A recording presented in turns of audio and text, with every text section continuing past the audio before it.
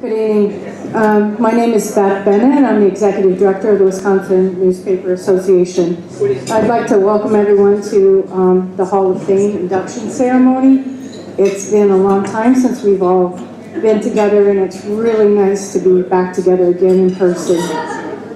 We just finished our Board of Directors meetings this afternoon, and all of us realized that the last time we were together was here at the Madison Club 2 years ago in November. And who would have ever imagined that, that we would have waited this long to see one another again. So this is truly is a celebration on many fronts.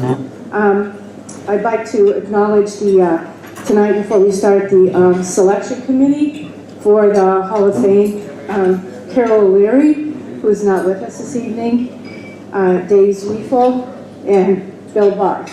Both Dave and Bill are here, so thank you.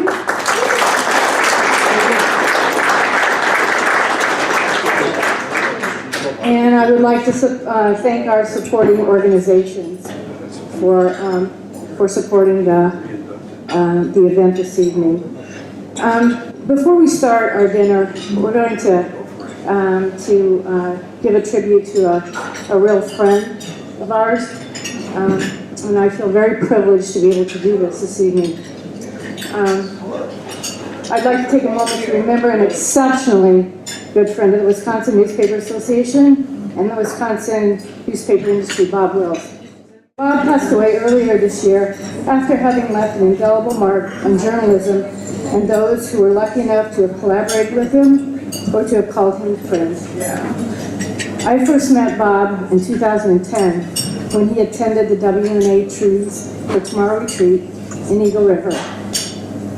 From that initial meeting, we became fast friends, and it was helped by the fact that we shared a common link. Bob and I were both from small coal mining towns in central Illinois. My hometown is about an hour south of Colfax, Illinois, where Bob was born and raised. Over the years, we had many conversations about small towns, small town living, small town newspapers.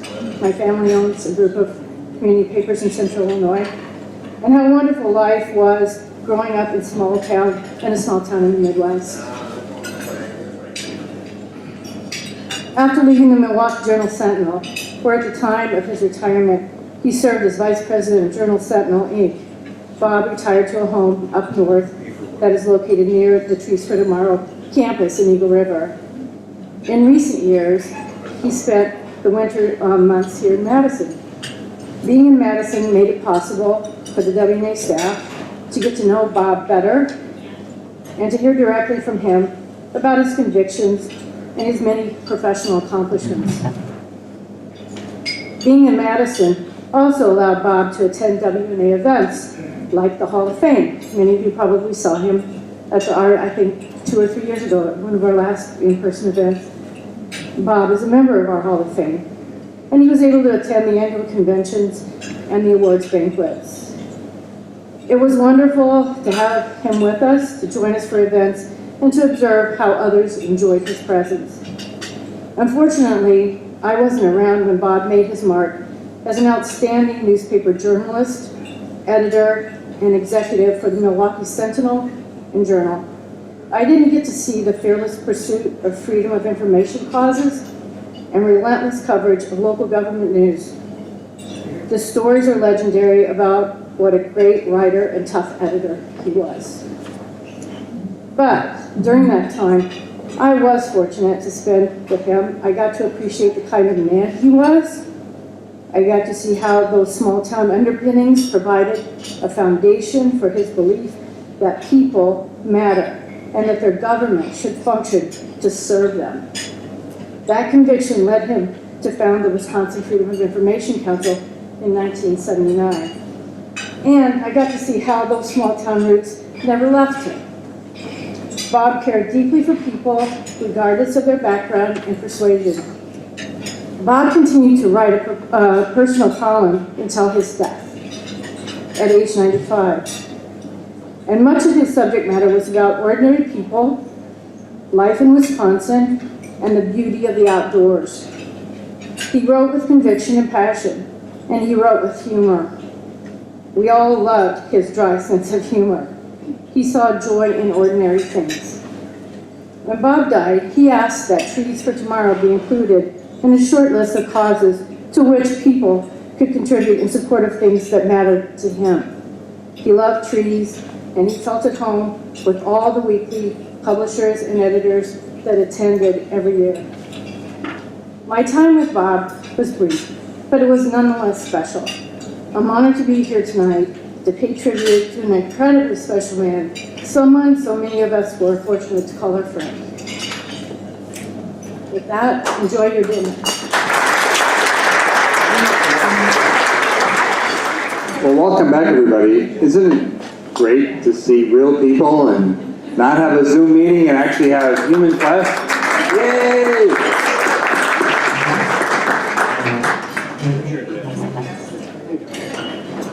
This is exciting for me. One of the things that Beth and I were talking about a little bit ago, she was at the Mike Mathis's funeral, which was a sad occasion, but it kind of made me realize how important all of us are to the world around us. We kind of get in our own worlds where we're focused so much on getting the paper out and doing what we need to do, but we forget about how integral our papers are to the communities we serve. And she was at Mike Mathis's, and of course Mike was a personality that was bigger than this room. He was incredible, but she was at his funeral and it was just packed with people. And it was just a sign of how important Mike and the Kiel Tri-County Record and how important that was to the community that he served. And it's one of those things we kind of forget in the process, and so much has changed about the industry that we're in, but how integral and how important and how really woven together were the newspaper and the communities we served. And so I just think about, as we're saluting the people here who are part of the the Hall of Fame that we're talking about, but how important they are to not just journalism, but to the communities we serve. And it's really important. I look at Bob Wills, who, when I was a way younger person than I am today, in the 70s, when I was a freelancer at the Milwaukee Sentinel, and Bob Wills was like the god, sort of above everyone else. And he was incredibly, he was just very esteemed. And to see him later in life, when he was in his 90s, at Trees for Tomorrow, which is something, if you haven't got a chance to do, please go to that, the pylon ceremony, the Trees for Tomorrow. It's really kind of what's cool about the Wisconsin Newspaper Association and what makes it special. It's really unlike anything else, and it's like, if you get a chance to do it, and hopefully with us resuming normalcy, we'll get a chance to do that again. I hope you all, if you have an opportunity, please go there. It's a great retreat. It's way up north in Eagle River, and but it's a chance to kind of reconnect with how newspapers, how important they were to the community and to the world we are around us. But Bob was there, and even in his 90s, he was still, surprisingly sharp and surprisingly just so connected and so, he just knew what was going on in the world in journalism. And his son, I hope I've got this right, but I think he was working for Bloomington or something like that, or Bloomberg, for financial publications in China, and he was there taking care of his dad, and he was there at this meet, and it's just like, you're just seeing this guy who was like somebody I respected. He was in his 90s and certainly not the same as he once was, but just still like so sharp and so connected and so really wanting to make journalism better. And it was just really a neat thing to see. And so this is why we're all here, because we're here because journalism matters. I got my San Martino's here. I got my Journalism Matters mask. I'll wear it, but it really does matter. But what really matters is how important we are to the community, and that really says a lot about what we're about here today. I'm not going to get to introduce her and all that, but I was lucky to work with Meg Jones, and she was, really such a cool, a person who really was a journalist through and through, and somebody I just highly respected, and yet had no level of ego or, somebody who thought she was better than anybody else. She was just such a great reporter, great journalist, and just a great colleague to work with. And it's just really neat that we're saluting people like that in our community. It's really what's neat. So, let's begin with the first person on our list today. That is Helen and Harlan Everson. The Everson family is certainly, that is a family that has great legacy and great history in our community. And I'm going to introduce, if everything goes okay, do I do the video first, Julia? Julia has magically signaled the video to begin. Harlan and Helen Everson set the foundation for a strong weekly newspaper through their devotion to journalism and their community. Helen attended business school in her home state of South Dakota, and then in Chillicothe, Missouri, where she graduated from business college. After graduating, she was hired as a secretary at Ace Buick in Madison, a role she quickly excelled in. Harlan Everson graduated from Sparta High School before heading to Washington, D.C., where he worked at the U.S. Housing Authority, and attended George Washington University at night.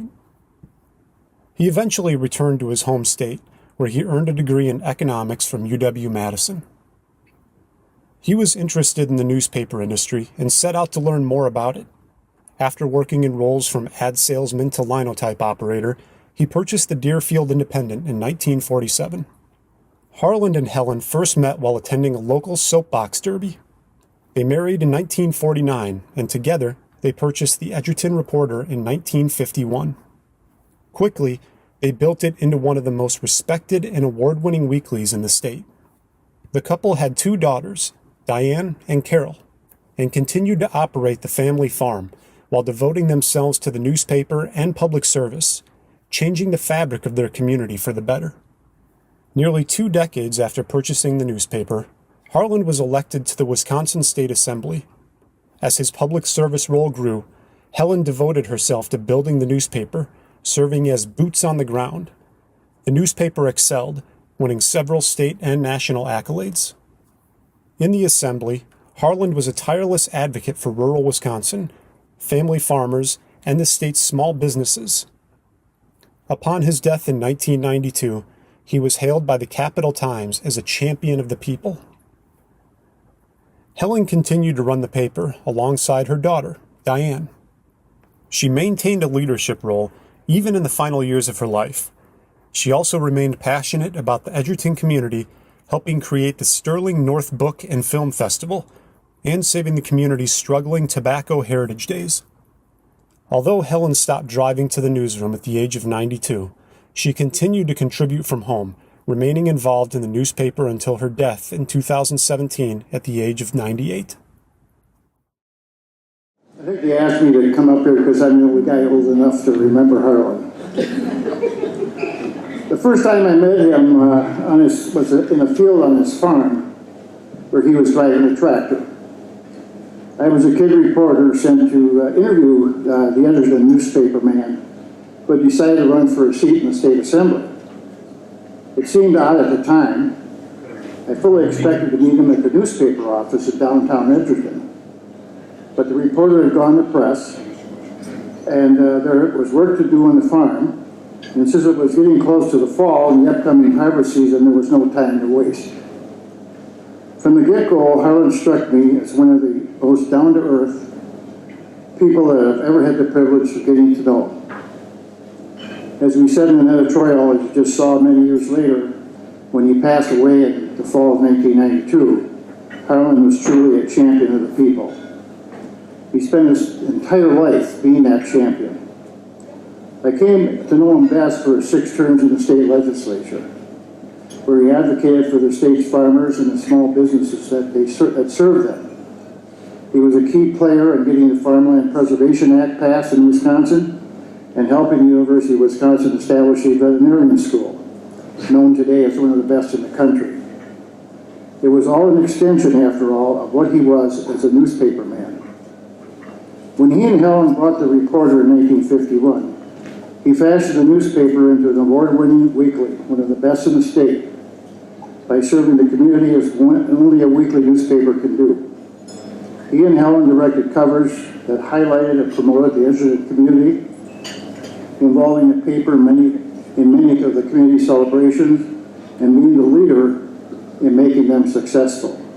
A graduate of Sparta High School, he started in his business shortly after college, where he got a degree in economics from the UW. In 1947, Harlan got a job as a news editor for the weekly Waupaca Post, a job, as he put it, that he could handle because I could run the linotype and the press. A year later, he bought the Deerfield Independent, and shortly after, the Edgerton Reporter. He was successful because he never forgot his roots.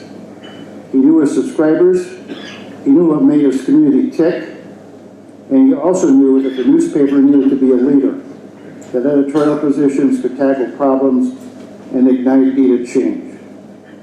You would be surprised, I'm sure, how things have changed in this business, not always for the better, but he sent a message how important community journalism is. He would also be surprised at how the legislature in which he served as a part-time public servant for 6 terms has evolved into a partisan sideshow. He and Helen got their daughters involved in the newspaper business when they were little girls. And so today, Diane, along with her sister Carol, have kept their dad and mother's newspaper in spirit alive and well. That's their legacy, and I'm so happy we decided to honor them here tonight. Thank you.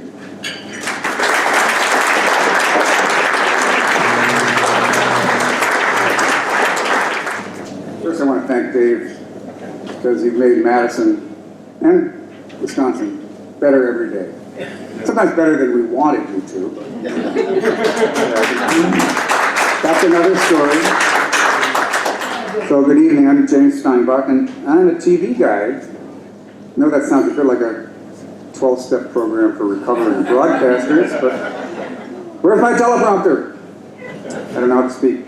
Anyway, I'm a TV guy, but we get the State Journal every morning because we know there are 4 essential things necessary for life: air, water, food, and your local paper. and coffee, so that's 5. So communities and their papers support each other. They support each other, they strengthen each other, they build each other. And that brings me to the matter at hand, Helen Everson. So Harlan and Helen were quite a team, and when Diane joined them at the paper, get out of the way, I didn't know Harlan, but I knew Helen, and I loved her. Who could not? I planned on telling you some of Helen's story, but the video covered a lot of it, so I'll just add a few things, because it's a great American story. She was born in a sod hut in South Dakota, rode a horse to her one-room school.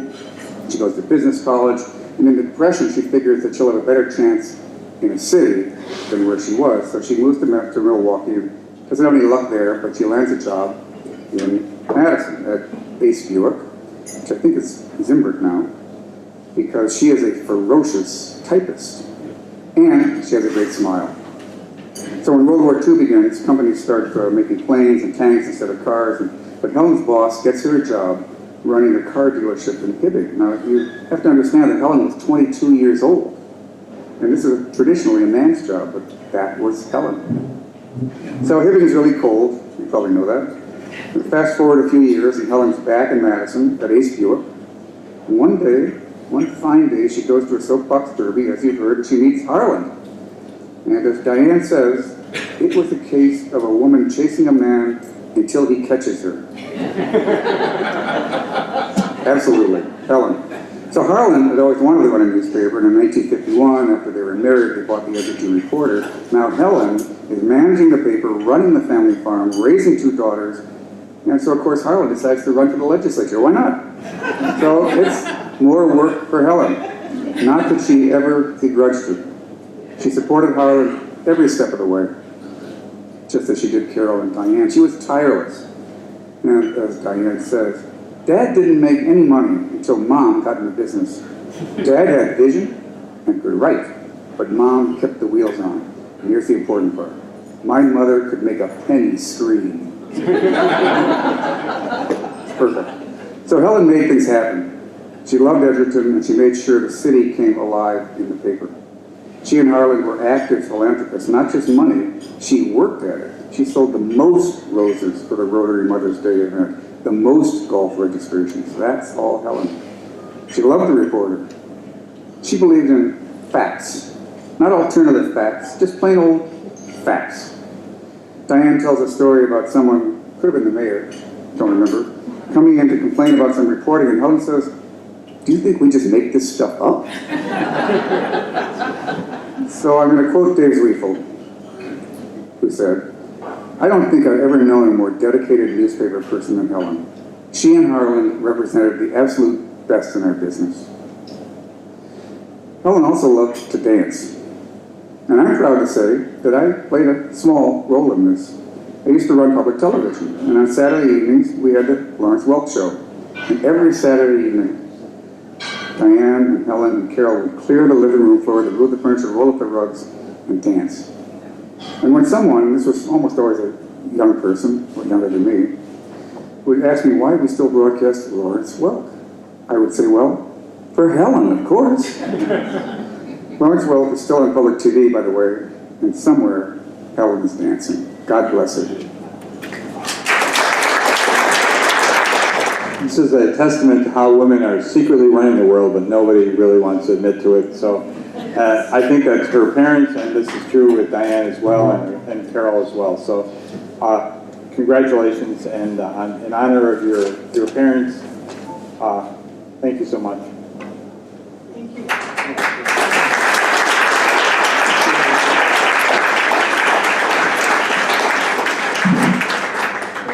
We are so honored to have this testament to our parents, Harlan and Helen. And I'd like to mention one thing. My parents made it possible for me to be very involved with the National Newspaper Association as well as the Wisconsin Newspaper Association. And I was on the board for 10 years. And in that capacity, I had the opportunity to be president. And I got the chance to travel all over, and I saw successful businesses, not so successful businesses. And when I got home, I realized that two of the most finest newspaper people were my very own parents. And it was just unbelievable to me, their dedication to journalism ethics, the belief in public service, and knowing that to build a community, you also to build your newspaper. So we're very proud to be here with you all. We feel like you're all family to us. And I'd like to just mention a couple of the people who are with us tonight. My cousin, would you stand up when I mention you? My cousin Shirley and her husband George. And now they're actual family to us. And all the rest of the ones who are friends, we also feel are part of our family. There's Bob Lang and Jonathan Berry. And you met James already, and his wife Christina, and Ann Herdendorf, and Helen Solander, and her partner Dick, and Janice Redford, and San Martino. Do I have you all? But anyway, thank you very much.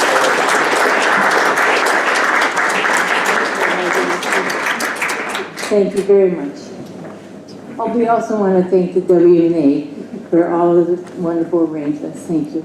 I'd like to announce Thank you. our third inductee, Bill Hale. Through his mentorship, Bill Hale inspired success among dozens of individuals working in the newspaper industry.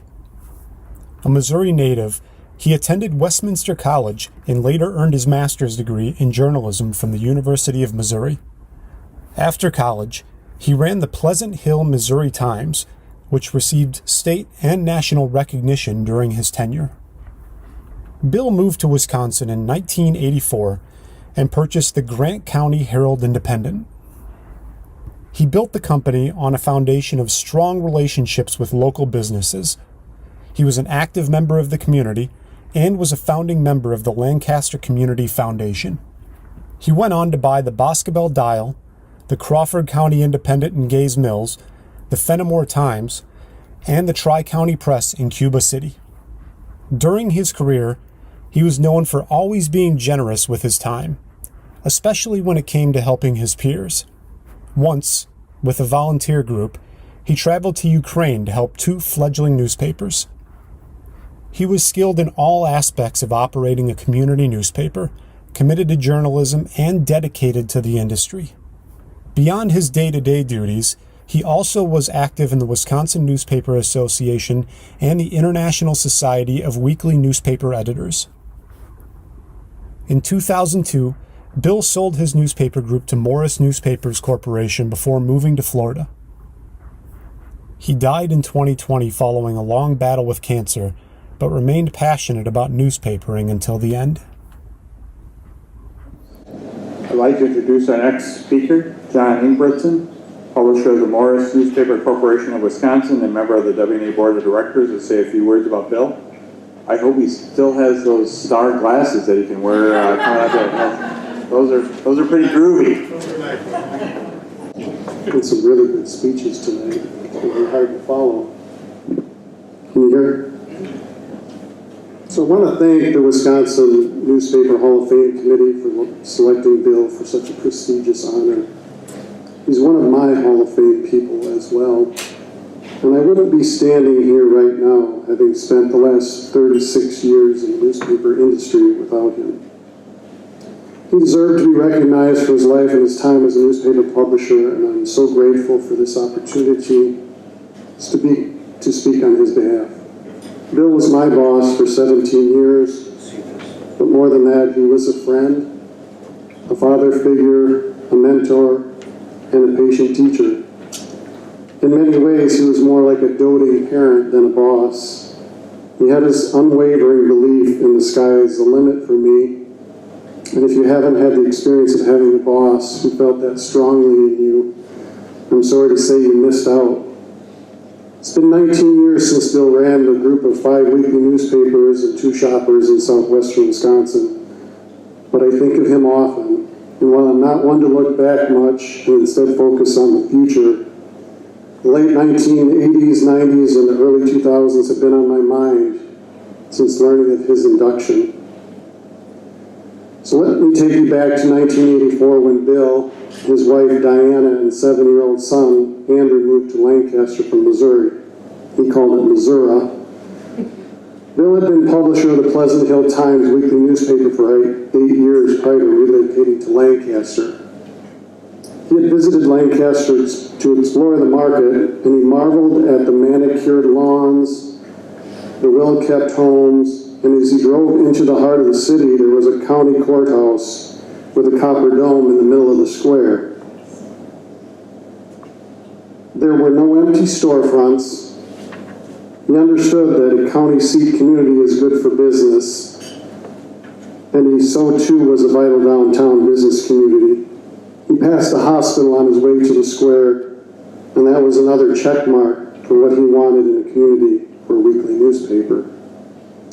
1 year and 1 month later, I joined the Grant County Herald Independent in November 1985 as a sports reporter.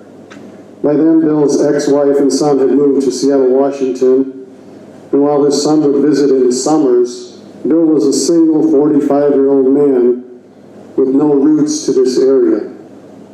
He could have easily bailed and gone back south rather than stay in a place that warms up slowly to foreigners. Instead, he put a flag in the ground and went about carving out what would be a very successful operation. This was a time when there were still many small single-ownership papers, and acquisitions and consolidations were not nearly as common as they are today. In his 18 years in Lancaster, he added the Tri-County Press in Cuba City, and later the Roundup Shopper there, the Fenimore Times, the Boscobel Dial, the Crawford County Independent and Kickapoo Scout, and the Montfort Register. He waited out a competitive shopper in Lancaster, and when the owner retired, he picked that up as well. Any publisher who has acquired newspapers knows that the transition is not a walk in the park. It can be messy and it is time consuming. There are new staff who are apprehensive about what this means to them. There are different billing and circulation programs to figure out. There are building and equipment considerations that can require an investment of time and money. Bill did all this without retaining any publishers with any of the purchases, so he was really all alone on this. He had the support of his mother, Corrine, who lived well into her 90s, but he was an only child, so he had no siblings to bounce things off of, and his father had passed when Bill was in his 30s. His mom was a school teacher, and his dad was a successful advertising salesman. Bill had the teacher gene in him, and he certainly knew how to close a deal, so he had the best of both parents. He was extremely well-read, graduating with an English major, and later a master's in journalism from the University of Missouri. Bill spent several years in New York in the advertising field before deciding to use his talents in the newspaper industry, and he returned to the small community in Pleasant Hill, Missouri, about 20 minutes from where he grew up in Holden. In the 5 years after he hired me, he made 3 other hires that were pivotal to his future. He hired 19-year-old Phil Minge to work on the presses in the back shop. Phil would eventually become his head pressman. A year later, he hired 20-year-old Kevin Kelly, who would eventually become his sales manager. And 2 years later, he hired 21-year-old Gloria Landon, who would eventually become his billing clerk for several of his papers. For those current publishers who are grumbling about not being able to find good help right now, take note of Bill's approach. None of the 4 of us had sent in a resume, and none of us were looking for a job at the Herald Independent. I was a cold call. Bill heard I was a recent graduate who did well in English in high school. That was my older brother. And was good at sports. That was me. So not having any weekly sports reporting skills other than procrastinating, I was asked to join the team. He learned about people before he interviewed them. Not having lived in southwestern Wisconsin, Bill didn't know the people in the area, but he asked others to help him make connections. Who are his parents? What can you tell me about him? Would she be a good fit here? He met Phil in a bar and was impressed by his energy and his ability to mix with all types of people. He didn't have a position open, but he offered him a job to apprentice under 2 older pressmen that he knew wouldn't be around much longer. Kevin came into our commercial printing site to get his resume printed off so he could go out looking for jobs in the area. Bill asked him to come back to his office, and the 2 had an impromptu interview. Bill asked me about Kevin at lunch that day and offered him a job the next day. Again, like Phil, there was no current position open when he hired Kevin. Gloria he had talked to about a graphic design position, which she knew nothing about. And when he asked her to design an ad, she said the day ended horribly. 5 or 6 months later, a position opened up in billing and circulation. Gloria had taken courses at Southwest Tech for office management, and this time when he came back to her, it was a better fit. She laughs about being in a tank top and shorts when he knocked on her door, offering her a position. The only question he asked her was when could she start? All 4 of us have spent more than 30 years with the paper. Bill fostered development and encouraged growth through seminars, conferences, and conventions. He provided patient and measured guidance, and he never judged us by our worst mistakes. Instead, he measured us all by our potential. He would take road trips with Phil to printing operations around the state, and the two would go to inland and NNA conventions in Chicago. We all suspected it was more for a day and night of good food and drink. Bill loved nothing more than a great steak, a smooth scotch, and a night of fun conversation. While building a staff that was more like family to him than employees, he set about making a name for himself in the community, served on several committees, from the Chamber of Commerce to the Library Board, and eventually he was an inaugural member of the Community Foundation Board. He offered me some great advice when I took over for him as publisher of the group in 2002. He said, make sure to serve on a committee with the Newspaper Association in Madison. You'll get to know so many publishers and have that connection that will be good for you. He was right about that. He also said to find the bar at the conventions and have conversations outside the scheduled seminars. He said I would learn more from that. Again, it was very good advice. He had done the same thing during his publishership, and he developed friendships with young and up-and-coming publishers like Andrew Johnson and Bill Haupt. Andrew said he considers Bill a mentor and has told me several times that Bill offered him some good advice when he needed it during his early years in the business. I'm not surprised. That was who Bill was.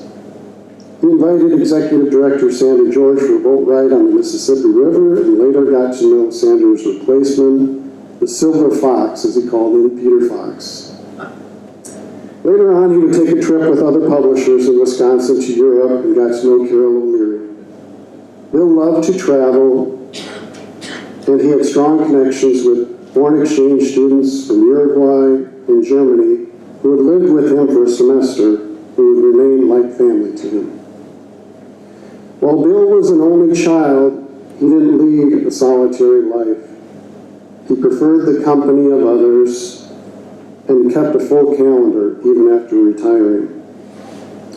I suspect he might not have retired at the age of 60 had he not suffered an aortic aneurysm 2 years earlier that he thought was going to take his life. He'd been going to Florida every spring for 3 months for 5 years, leaving the running of the paper to me. And he figured he had better get to a life beyond the humming of the presses and the crunch of the weekly deadlines. So he sold the papers in 2002 to Charles Morris of Morris Multimedia in Savannah, Georgia. Charles, like Bill, still believes in the printed word, and at 83 is still actively overseeing his company. Bill made a good decision then, and he enjoyed his time in Clearwater, Florida for the next 18 years, and felt blessed for every year he had to live after his health incident. One of our former salespeople, Brian Muldoon, who Bill hired at the age of 19 in 1999, said that Bill had a huge belief in people, and that made Brian work harder and still does today. To all of us who work for Bill, we say thank you. To those here today, please raise your glasses and share a toast to Bill with me.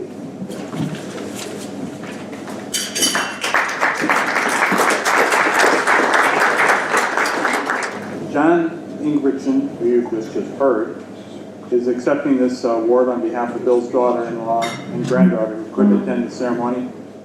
I didn't know Bill well, but I know John well, and I can tell that he's already a good person, and that's all I need to know about Bill.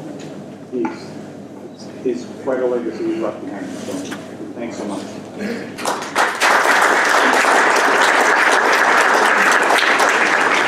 Our fourth inductee is Phil Haslinger. Phil Haslinger has advocated for underrepresented communities his entire career. Before venturing into journalism, Phil considered becoming a Catholic priest and spent 2 years at seminary before moving to Madison in 1969 to attend the University of Wisconsin. He earned his bachelor's degree in sociology and his master's in journalism. During that time, when presidential candidates were frequenting Madison, he reported for the Daily Cardinal. His work with the student newspaper led to a position with the Capital Times, which he joined in 1973 as a reporter covering politics, education, and religion. He quickly moved up the ranks to city editor, editorial page editor, managing editor, and associate editor.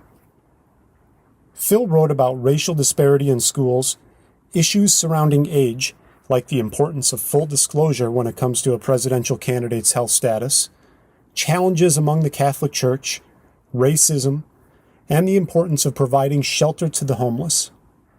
During his time as the editorial page editor for the Cap Times, the newspaper became the first in the nation to endorse the Reverend Jesse Jackson for president in 1988. He mentored dozens of young journalists and didn't hesitate to send them out to investigate important issues like housing discrimination, political corruption, and environmental catastrophes.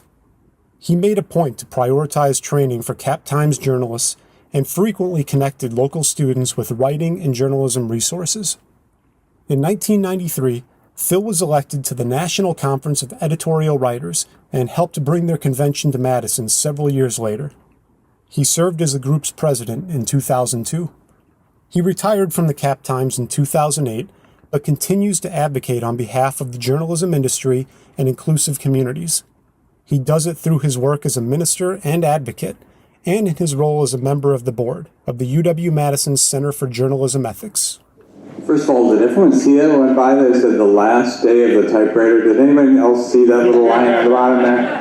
That is, many of us can remember the last day of the typewriter, so that's pretty amazing. But I'd like to introduce Kathy Culver, the Jane T. Burgess Chair in Journalism Ethics, an associate professor in the University of Wisconsin-Madison School of Journalism and Mass Communication, and director of the Center for Journalism Ethics. Hi, thank you so much. I am not going to repeat all the things that were in this lovely video and in this bio because I was taught early on to be concise and not repetitive. So I'm going to allow you to read all of this, but I will say the photo featured with Phil's bio is not of him in the seminary. Sorry, Julia. I know. Those fact errors cost 10 points in my class, but we'll forgive you because everything else is just blissful. So rather than going through biographical information, I want to share a few things about Phil. Phil is kind, Phil cares deeply, and Phil is a bridge builder. There have been many times that I have needed counsel, and Phil and I meet up at the Oasis Cafe in lovely Fitchburg, Wisconsin, just south of here, and we have agenda items for the Center for Journalism Ethics. We get there about 90 minutes after we start because Phil is counseling me and helping me, and we're sharing stories of our families who are ever important to us. Phil also cares deeply, particularly about racial and social justice. It's something that he lives to his very core and has just made tremendous contributions, not only in the Madison community, but in the region and indeed nationally. It's something that informs and inspires a lot of his work with the Center for Journalism Ethics. By the way, mark your calendars, April 29th, we will be having our annual conference on inequity in journalism. And then Phil builds bridges. There is not a time I can recall in our years of working together that he has not led me or one of our student fellows or even a journalist to better and more inclusive journalism, to representing this community as it is in all of its glory and all of its less than glory. We recently had a situation where a reporter, who shall go unnamed, did an absolutely remarkable story about the impact of COVID on this community, featuring entirely white sources, almost all male. And I contacted him and I said, I'm sure you're getting your bell rung on social media and via email right now. And he said, I sure am, and it wasn't for lack of trying. And I said, you know who you need to meet? Phil Haslinger, because he will help you diversify the sources in your reporting. And of course, Phil responded to the introduction with a litany of suggestions, and that reporter was so incredibly grateful. So I am pleased to introduce a phenomenal journalist, great editor, really transformative minister and community leader, but most importantly to me, my very, very dear and trusted friend, Phil Haslinger.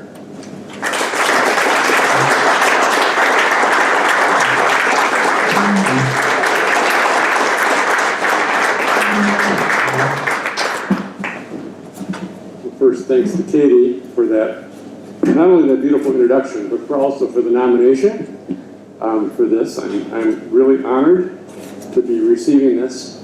Also, thanks to Paul Famland, editor and publisher at the Cap Times, and Cap Times Associate Editor John Nichols, one of the best hires I ever made, for writing supporting letters for my nomination. And thanks to the Cap Times people who are here. This doesn't, I get to stand up here and look like I'm important. But at the Cap Times, it's the whole team of people who make the paper what it is. And so from Dave leading over many years as the editor, Paul now, all the crew that's here, thank you so much for being who you are and helping make the paper what it is. And then, thanks to my best beloved, Ellen Reuter. She grew up with the Capital Times in her home, and then cheered me on, put up with the Barneveld tornado in 1984, blowing me out of our apartment for the last month before our son was born. She thought she was marrying Clark Kent, and she wound up being a minister's wife. And thanks to the WNA for adding me not only to the distinguished roster of Wisconsin journalists, including Elliot Marinus, the man who hired me, and Dave Zwiefel, who was my immediate boss throughout this career, but also including me in this class of 2021. When I told a friend I was going to be inducted into the Hall of Fame, he asked if this meant my rookie card would increase in value. I'm not sure a press card ever has a lot of value, but here it is, my rookie card from the Daily Cardinal in 1971-72. 50 years ago, I never would have imagined that I would be standing here tonight joining some of Wisconsin's stellar journalists. I had sort of an awkward beginning my first year at the Cap Times. Yes, I got to cover Paul Soglund's first election as mayor of Madison, the first of many, many, and many. But later in the year, in November, Elliot took me along to interview Governor Patrick Lucey on the 10th anniversary of President Kennedy's assassination.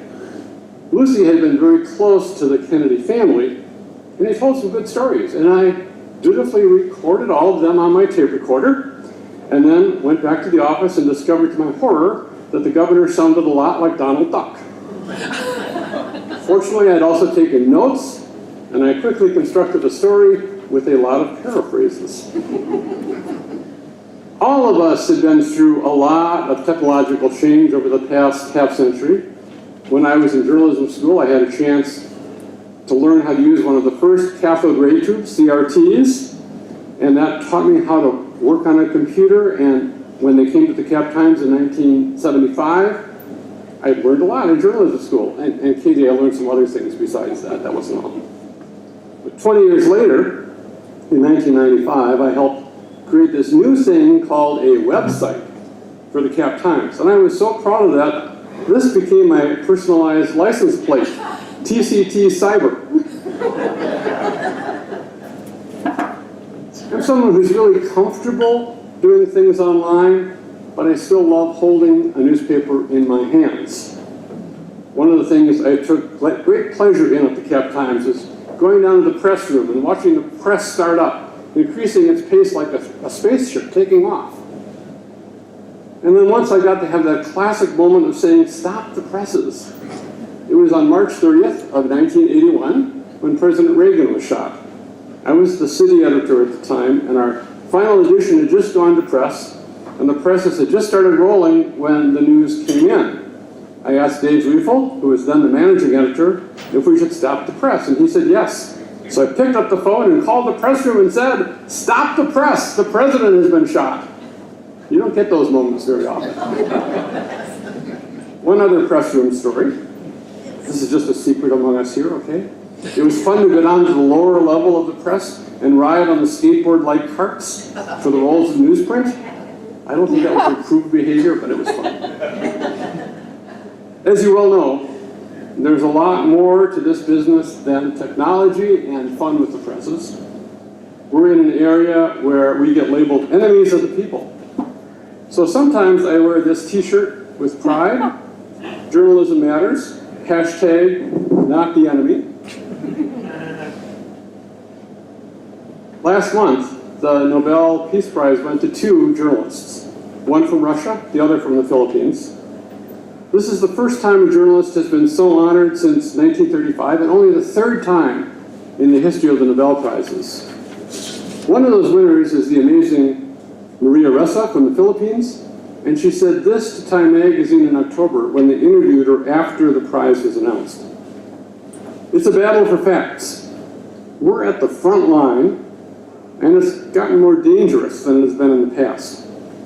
I think that also shows the role of journalists in fixing this, and fixing the mess that we're in right now. Without facts, you can't have truth. Without truth, you can't have trust. How can you have a democracy without that? This is the fabric that holds us together. That's one of the biggest challenges for us in the world of journalism right now, but it's not the only one. All of you know the economic perils right now in the news business, and you know about the basic skepticism that many readers over the years have for us, in part because of the way politicians sow the seeds of distrust, but also in part because we can fall short of what we hope to be. One of the strengths of good journalism, though, is that when we fall short, we publicly correct our mistakes.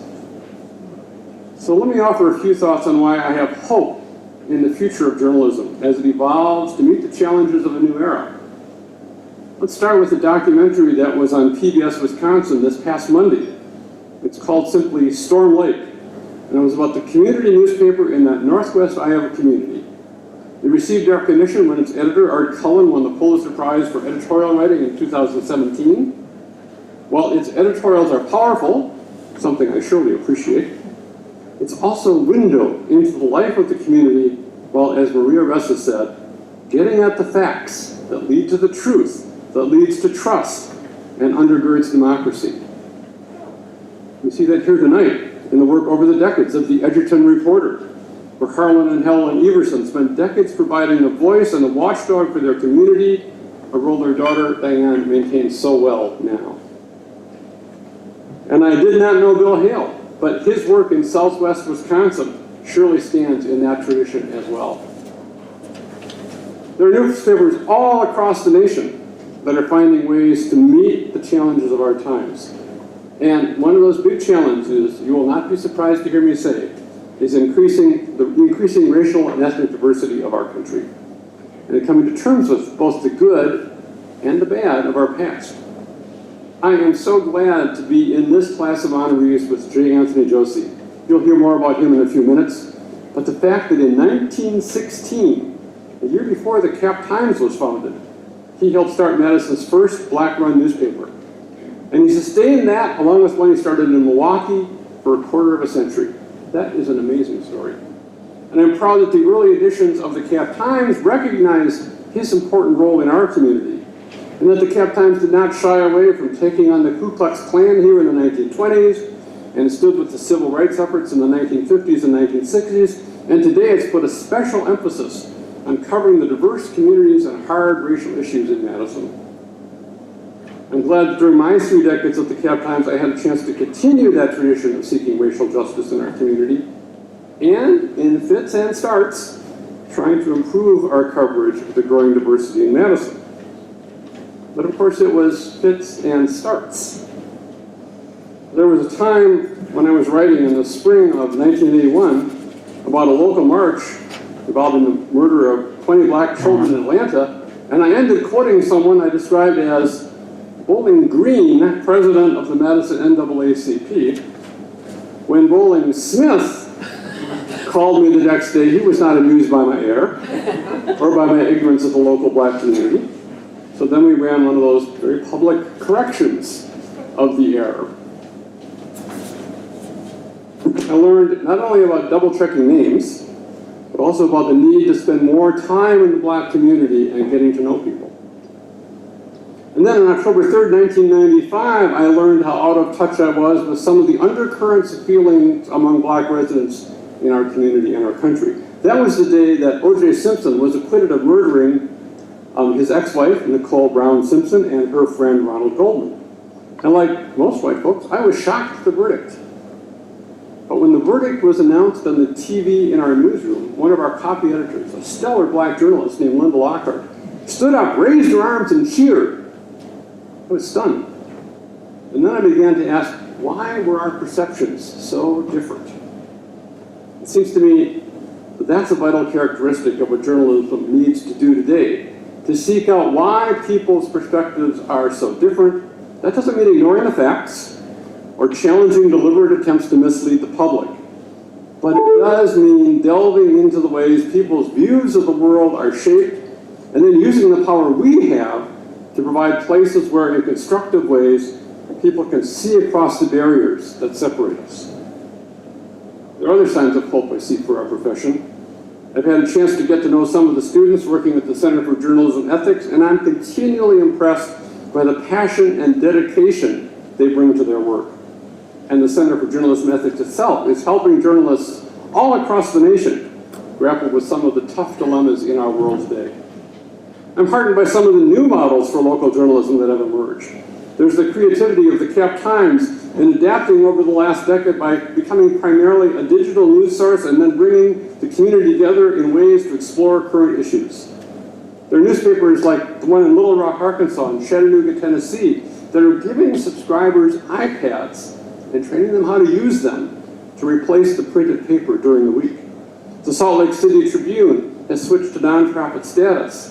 The Philadelphia Inquirer, like the Cap Times, is owned by a foundation. And speaking of the Inquirer, here's another sign of hope. My daughter Julia has just started working for them as the lead newsroom data analyst. Her husband Justin Myers is a data editor for the Associated Press. They are both on the leading edge of one of the ways journalism is changing by delving into how data can enhance stories and engage readers.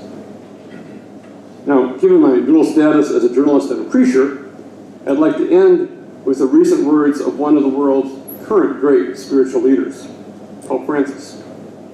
Just last week, he was honoring two longtime journalists who had covered the Vatican for several decades. And like all public figures, Pope Francis has faced harsh news coverage at times. Would that others might have this attitude. I also thank you for what you tell us about what goes wrong in the church, for helping us not to sweep it under the carpet, and for the voice you have given to victims of abuse. Thank you for this. But his words that I'd like to leave you with are about what he called our mission as journalists. He said our mission is to work so that the evil in the world may be healed. Our mission, he said, is to explain the world, to make it less obscure, to make those who live in it less afraid, and to look at others with greater awareness and also with more confidence. I'm so honored and grateful to be part of this group this evening and part of a roster of previous Hall of Famers who have done the work of listening, investigating, and reporting to make our communities better places for all. Thank you so very much.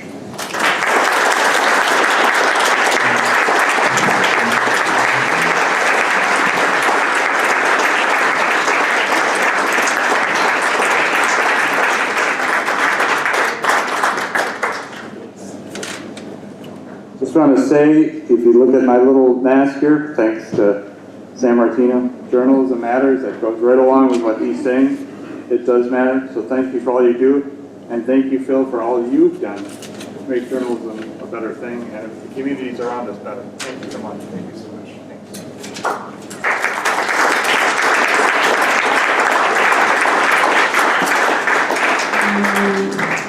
It's now my privilege to bring in Beth Bennett to take on the next part of our program.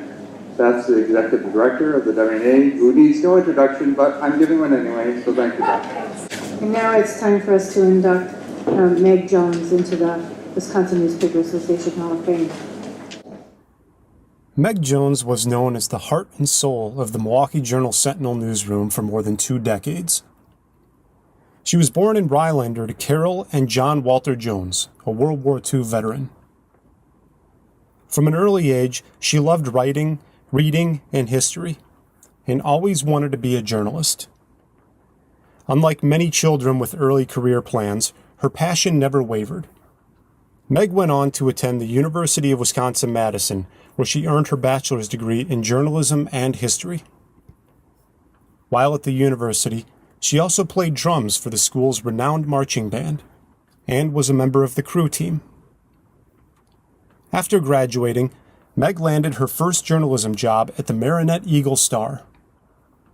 She would move on to the Shawano Evening Leader and the Wausau Daily Herald before eventually joining the Milwaukee Sentinel, where she remained for the rest of her career.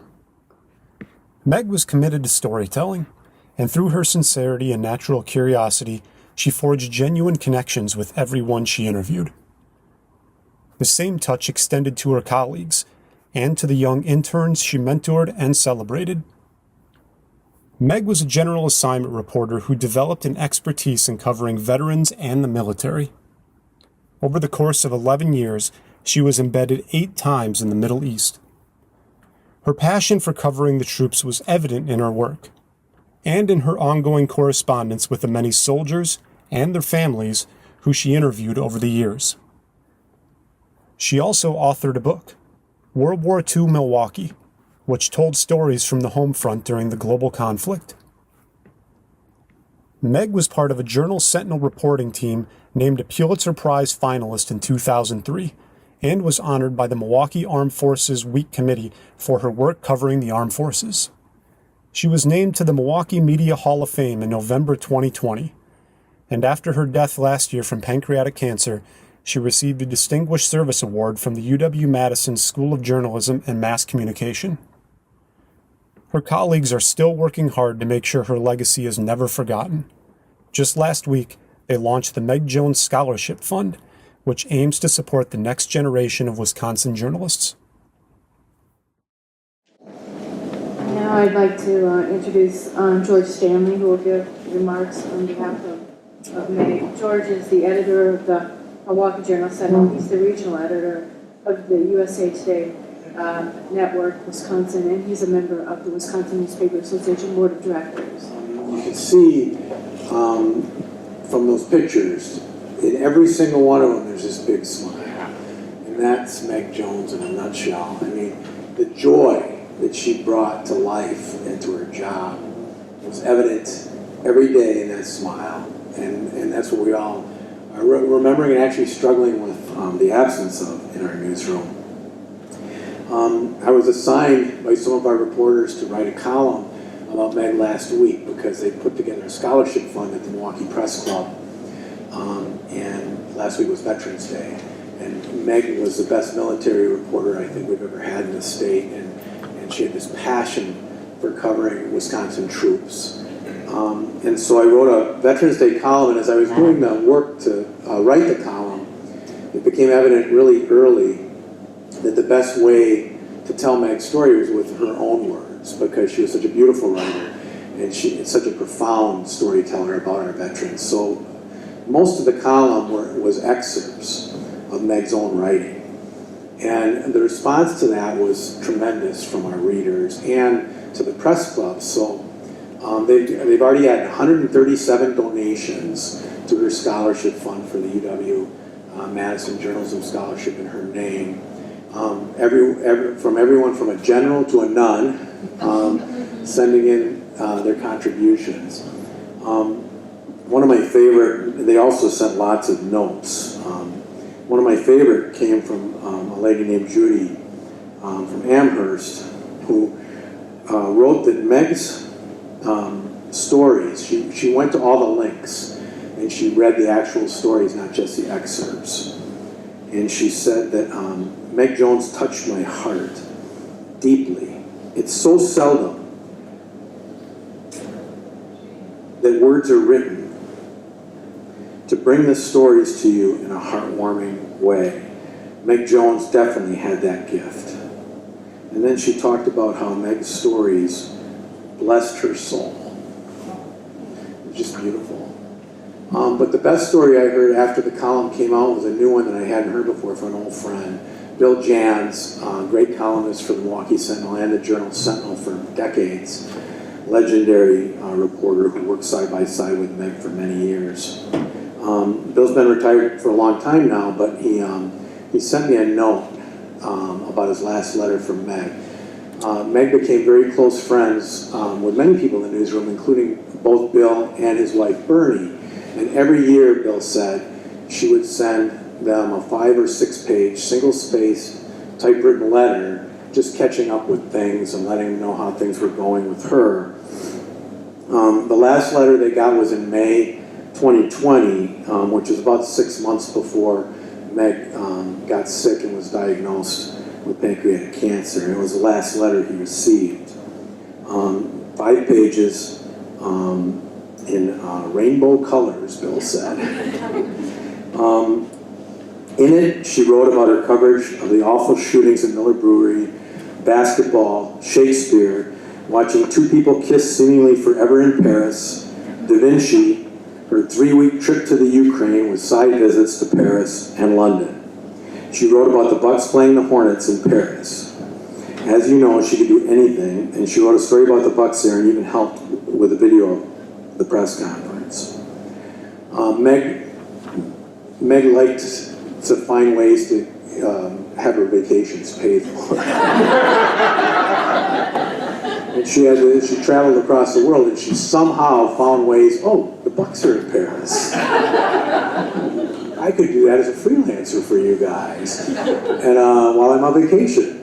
And not only that, she went to the Pulitzer Center and got her own grant to go and tie it into the trip to Paris, so her flight was paid for and everything, so she could cover Wisconsin troops in the Ukraine. And she tied it all together into one thing. She was brilliant at that, and it was just she just found ways to do the best stories.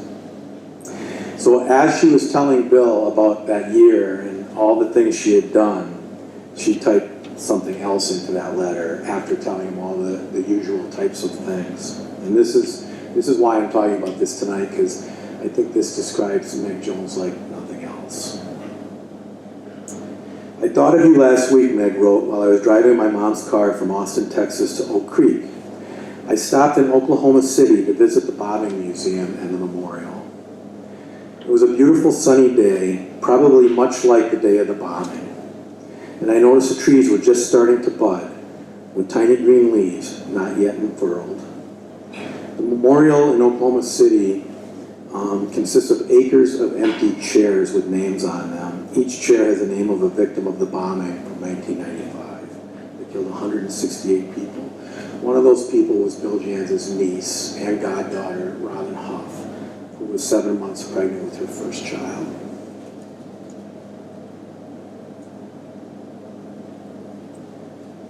I had difficulty finding Robin's chair, Meg wrote. The museum gave me a map, and I found it after I saw all the exhibits. I vividly remember that day. I looked over to see you sitting at your desk, your face a mixture of grief and worry. I sat on Robin's chair, and I read your column out loud, slowly enunciating your heartfelt words. And then Bill ended his note to me saying, who else would look up the story I wrote about my niece, take it along with her 25 years after the bombing, and read it out loud in the midst of all that emptiness? Who else would even think of such a thing? Meg Jones. So Meg's mom, Carol, was going to be here tonight, but she wasn't feeling well. She's in her 80s, and better safe than sorry. So she stayed home, but we will pass this along to her, along with some other great love that we received about Meg. And I'd like to thank you all for honoring her. She's truly, I think, one of the great journalists in the history of Wisconsin. You saw the thing. I went to the University of Wisconsin. A lot of you did. How how is it even possible to be in the marching band under Dave LaCrone where you march forever and work like crazy, be on the national champion crew team, work for the Daily Cardinal, and graduate in 4 years? Yeah, it's not even possible. Only one person could have done it, and that was Meg Jones. So that's what she was, one of a kind, and I really thank you all very much for honoring her tonight. Thank you.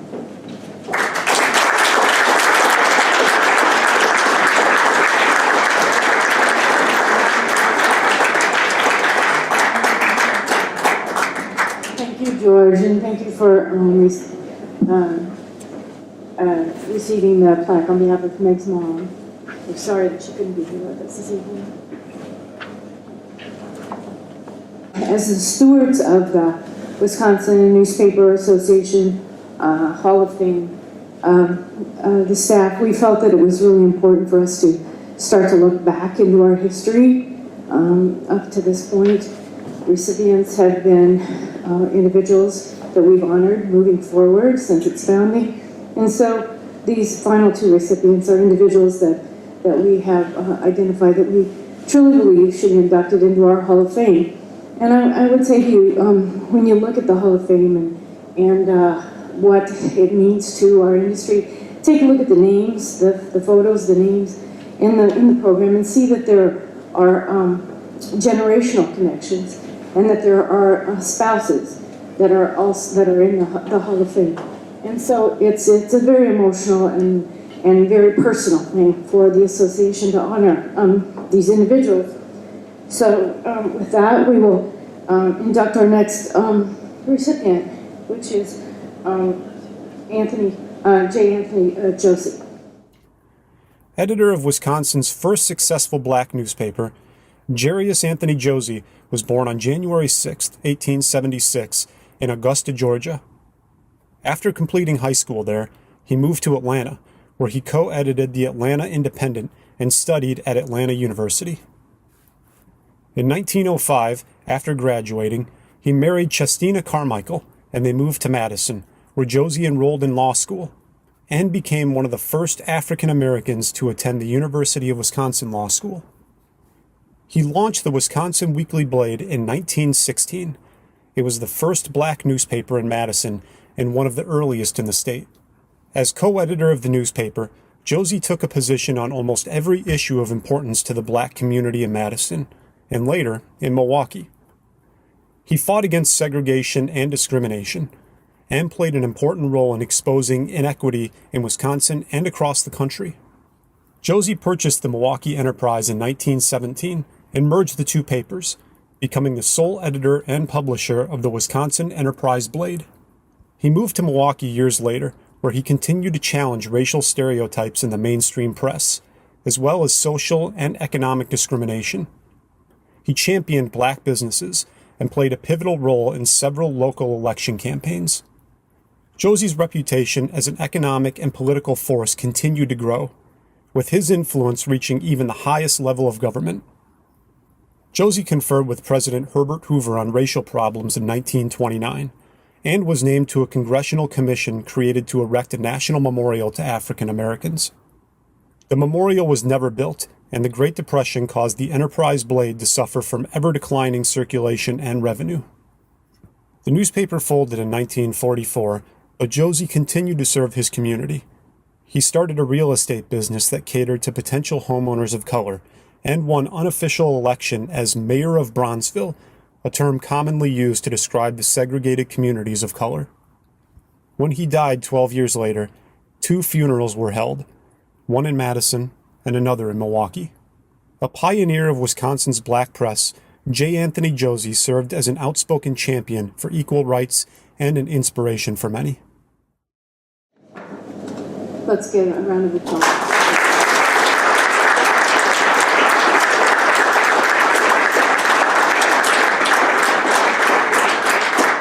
Our final recipient this evening is Lucius Neiman.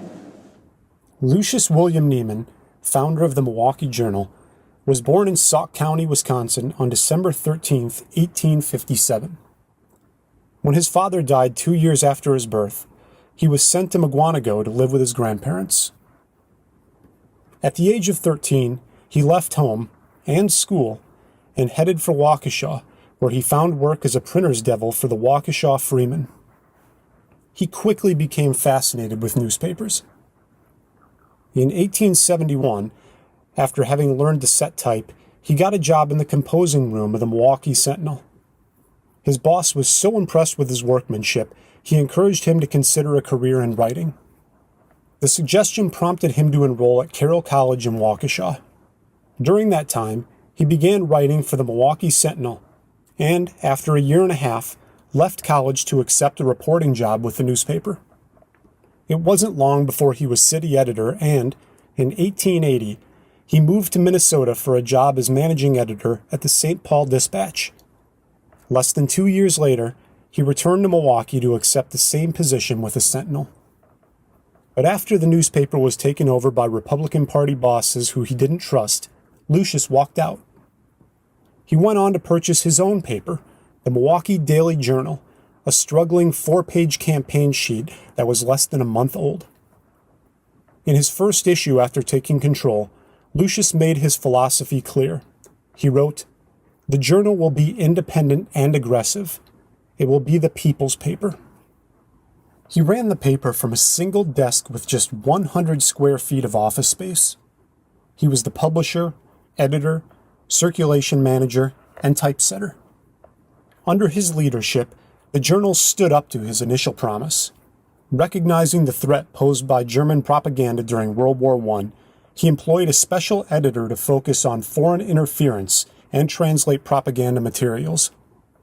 In 1919, these efforts earned the journal the first of 8 Pulitzer Prizes for its strong and courageous campaign for Americanism in a constituency where foreign elements made such a policy hazardous from a business point of view. The journal went on to become the state's largest and most prominent newspaper, the Milwaukee Journal-Sentinel. Lucius died in 1935 following a long illness. He had run the newspaper for 53 years. His legacy continues today through the Nieman Foundation for Journalism at Harvard, which was founded in 1938 through a $1.4 million donation by his widow, Agnes Wall Nieman. The foundation aims to promote and elevate the standards of journalism in the United States and educate persons deemed specially qualified for journalism. It is also home of Nieman Reports, a quarterly journal on journalism issues, the Nieman Lab, an effort to investigate sustainable business models for journalism, and Nieman Storyboard, a publication that showcases exceptional narrative journalism.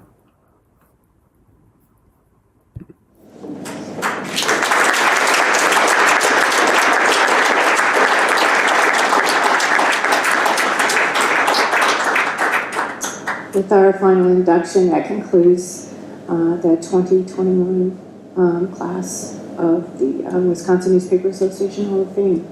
I want to thank all of you for coming and being with us tonight.